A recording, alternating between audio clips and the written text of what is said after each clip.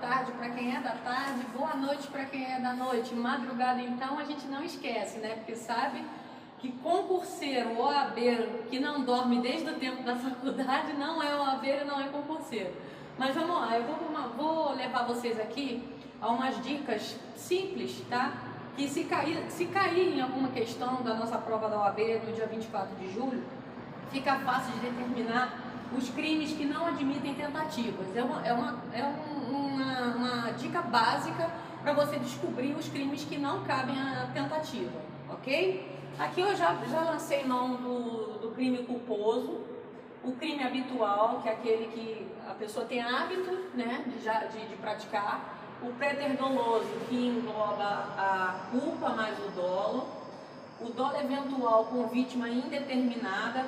Quando a vítima é indeterminada, não cabe a tentativa, mas quando se determina a vítima, cabe a tentativa. Tem que prestar atenção nesse detalhezinho.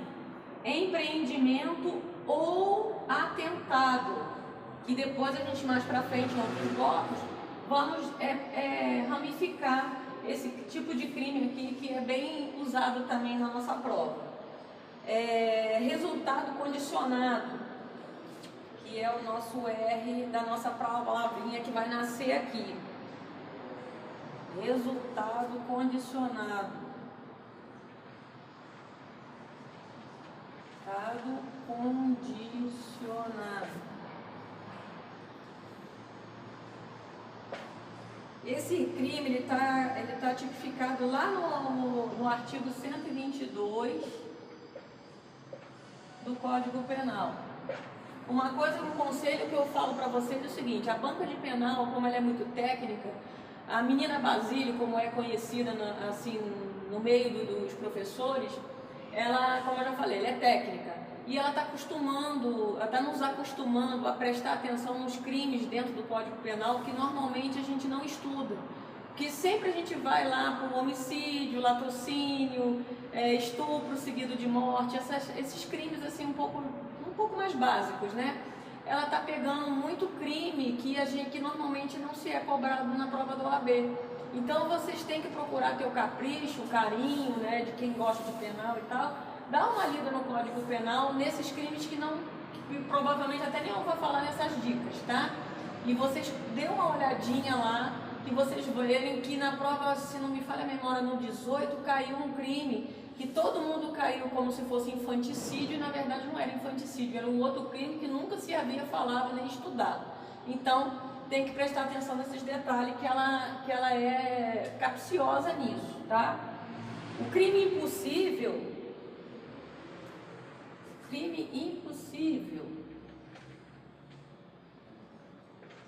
Por que o crime impossível? É impossível você matar alguém que já está morto? Acho que não, né? Não dá. Então, a única coisa que pega realmente na nossa prova dentro do crime impossível é a subdivisão dele, que a gente vai falar em outro bloco, que é aquele caso da ineficácia absoluta do meio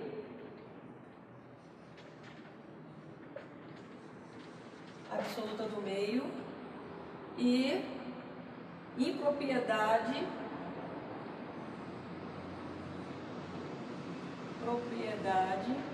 absoluta do objeto. Isso também em outro bloco a gente vai dividir isso, porque teve uma questão também que caiu o crime impossível e que foi uma questão que derrubou, porque muita gente pensou que era o crime por improbidade absoluta do objeto, e na verdade era o meio, porque realmente confunde. Isso eu vou detalhar no próximo bloco. A contravenção penal.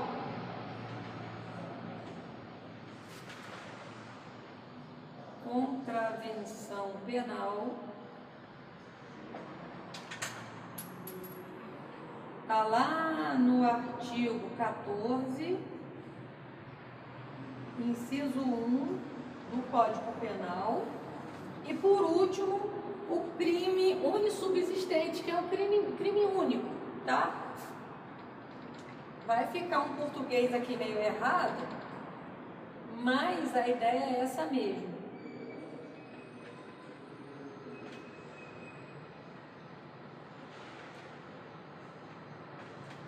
Com essa palavrinha aqui, essa jogada de palavras, chope de rico, você consegue matar 1, 2, 3, 4, 5, 6, 7, 8, 9 crimes que não cabem tentativa e que costumeiramente é cobrado na OAB. Quando se trata da tentativa, é sobre esses crimes aqui que normalmente é cobrado, ok? Eu vou dar uma apagada no quadro aqui e a gente vai falar do crime instantâneo, crime permanente, o crime instantâneo com efeito permanente. E existe uma pequena diferença também. E aí já não tem mais nada a ver com a tentativa, não. É só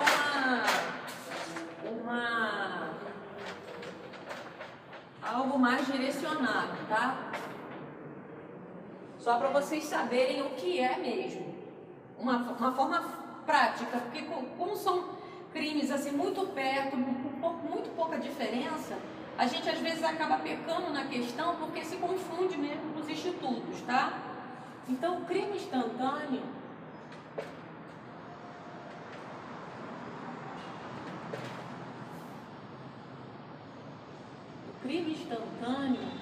o que ocorre no caso dele? A consumação ela ocorre no mesmo instante. Tipo, dei uma facada, acabou. Dei um tiro, matei, acabou. Tá? Morte rápida, vamos dizer assim. Vou botar aqui. Aquele cuja consumação ocorre um só instante, sem continuidade temporal. Quer dizer, não existe tempo para ele, não existe prazo para ele terminar. É o que eu falei, enfiou a faca, acabou. Deu um tiro, acabou. A pessoa morre ali, sofre o dano ali, sem ter prazo, tá? Sem continuidade temporal. Essa continuidade temporal aqui é o que é? São todas aquelas fases da consumação do intercrimes, que a gente também vai ver mais lá na frente, tá? Todas aquelas etapazinhas, a consumação, o planejamento, aquilo tudinho, a gente vai dentro desses blocos desmistificar, para vocês poderem pegar palavrinhas-chave, pegar coisas que levem você a ter uma boa pontuação na parte de penal. O crime permanente.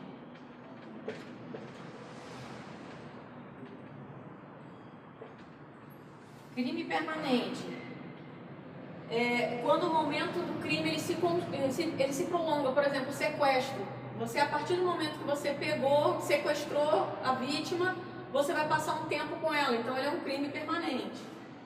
Grosseiramente falando, tá? Porque tecnicamente tem as outras ramificações, que a gente não é o momento agora de ser falado. É aquele cujo momento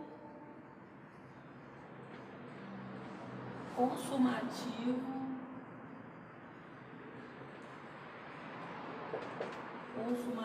se prolonga por um tempo indeterminado, tá? Esse tempo aqui não é determinado, não.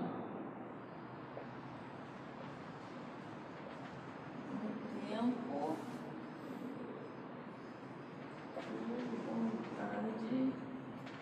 Outro detalhe aqui, esse tempo tem que ter a vontade do agente, ou seja, a vontade daquele que está praticando o crime. Ou seja, no sequestro, que é o mais comumente falado, eu mantenho a minha vítima comigo o tempo que eu quiser. Eu posso mantê-la por horas, por um dia e por aí vai. Por isso que ele é chamado crime permanente, tá? E por último, é o crime instantâneo de efeito permanente, ou seja, é o somatório desse aqui com esse aqui. Então eu nem vou escrever, soma-se os dois. Soma os dois. Ou seja, vai ter esse resultado daqui somado a esse resultado daqui. Mas vamos escrever direitinho para vocês terem a forma técnica de analisar. Aquele cuja consumação se dá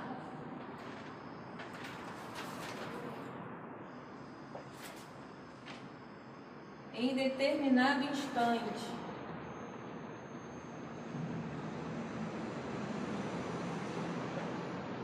Determinado instante. Tá? E seus efeitos são irreversíveis. Ou seja, dentro de uma continuidade de crime, dentro do crime instantâneo, aquilo se prolonga. Desse resultado, gera morte, gera um dano gravíssimo na vítima.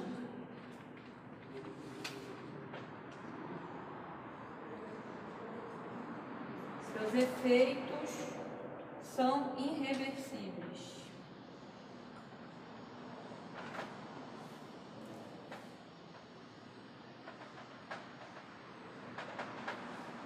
Tá? Então, quando você soma o crime instantâneo de efeito permanente, são os efeitos dele, tá? Deixa eu botar claro aqui. É efeito de permanente. Não esqueça disso. Porque o que acontece?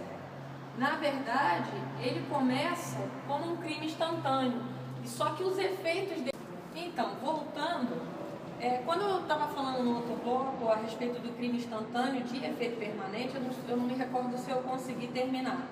É aquela cuja consumação se dá em determinado instante, mas seus efeitos são irreversíveis. Foi o exemplo que eu dei. Você vai consumar determinado crime e durante esse crime acaba ocorrendo a morte, alguma lesão, né, alguma coisa irreversível na vítima, tá? E finalizando esse ponto, a gente vai entrar lá no concurso de crimes, que como eu botei aqui, uma técnica que eu inventei, isso aqui é pessoal, tá? Não vale copiar, tá? Vocês não podem copiar de forma alguma. E é a técnica do 2 mais 2 e 1 mais 2, tá? Por que eu inventei isso? Eu achei uma maneira, porque eu fazia muita confusão com concurso material, com concurso formal. Então, como eles têm algo semelhante, né, eu falei assim, eu vou ter que arrumar um jeito de gravar isso e se for cobrado na prova, eu vou saber distinguir quem é quem. Porque, na verdade, o concurso de crime é o seguinte, o agente ou um grupo de agentes cometeu 2 ou mais crimes mediante a prática de uma ou mais ações, dentro de uma mesma dinâmica, a prática de vários crimes. Traduzindo isso tudo, esse texto que eu acabei de ler, esse pequeno texto que eu acabei de ler para vocês é o seguinte, vai nascer aqui o concurso material, tá? Material. Dentro do concurso material ou real, que chamam também, né? A doutrina, algumas doutrinas tratam como crime real. É onde entra aqui o 2 mais 2. Ó, os 2 mais 2. Traduzindo isso para a nossa linguagem do dia a dia, o que é? É quando a gente, vou até escrever em vermelho, a gente comete mediante 2 aqui, tá? Ou mais condutas. 2 ou mais condutas. Por que eu botei esse 2 aqui? Porque eu sei, se eu quisesse botar até o termo, aquele símbolo matemático do maior, eu também poderia colocar, entendeu? Não teria uma diferença tão grande aqui não, ó. O símbolozinho do matemático do maior. Porque aí vocês saberiam que são 2 mais uma quantidade maior de crimes para poder ter o concurso material. A produção dos efeitos né, produz, no caso dos efeitos, 2 ou mais resultados. A gente comete mediante 2 ou mais condutas, produzindo, fica melhor, né? Produzindo 2 ou mais resultados. É uma pluralidade de crimes. Pluralidade de crimes. Pluralidade de crimes idênticos ou não. Idênticos ou não. Aí aqui a gente entra na parte do exemplo, né? Por exemplo, um cara que atira, um sujeito atira em uma pessoa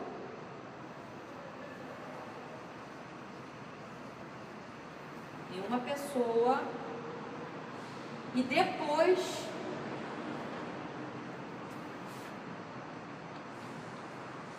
tem que ser logo em seguida, tá? O sujeito atira em uma pessoa e depois atira em outra, causando a morte dos dois ao mesmo tempo.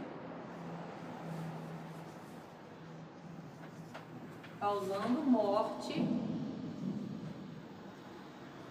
dos dois sujeitos.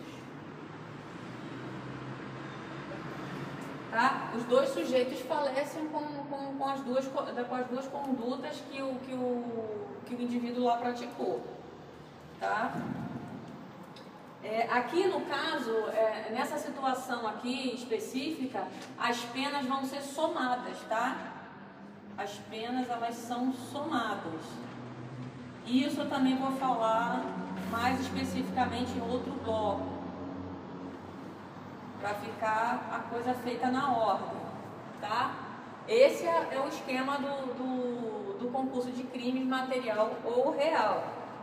Aí, por questão de espaço aqui, eu vou apagar, vou precisar apagar, e a gente vai entrar no concurso de crime formal.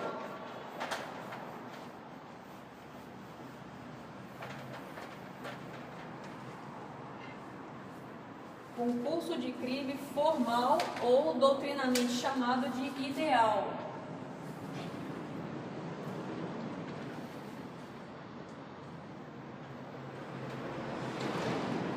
Ideal. O que acontece nesse crime aqui? Ele é o somatório de 1 mais 2. Que o que vai resultar isso aqui? É o agente ou sujeito, né? Sujeito mediante uma ação ou uma conduta. Vamos botar conduta. Uma conduta produz 2 ou mais resultados, tá? Também da mesma situação do outro, pode ser idênticos os crimes ou não. E o exemplo que a gente tira disso aqui é o caso, o agente, vamos dizer, um motorista de ônibus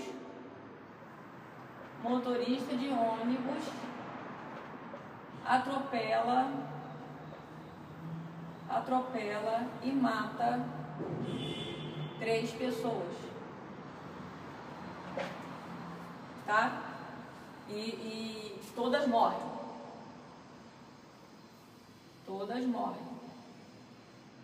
As lesões que são causadas nesses crimes têm que ser de gravíssima morte, tá? Para poder se caracterizar perfeitamente o crime. Nesse caso aqui, como vocês podem perceber, é uma situação até considerada um pouco mais grave. O que vai acontecer? Vai ter a exasperação da pena. O juiz vai fazer a exasperação da pena, tá? Ele vai ver a exasperação, ele vai ver cada parte, cada conduta que foi realizada e vai ter 1/6 a metade da pena. Ou seja, vai ter um aumento de 1/6 a metade da pena de acordo com cada conduta, se teve dolo, se teve culpa, enfim, vai ter uma divisão de toda a conduta que foi praticada por esse motorista para chegar nesse resultado de morte de 3 pessoas, tá bom? Aí eu vou apagar isso aqui tudo de novo, espero que esteja dando para vocês darem um print aí para poder copiar, mas o tempo aqui é corrido. A gente tem que correr porque é muita informação para ser dada.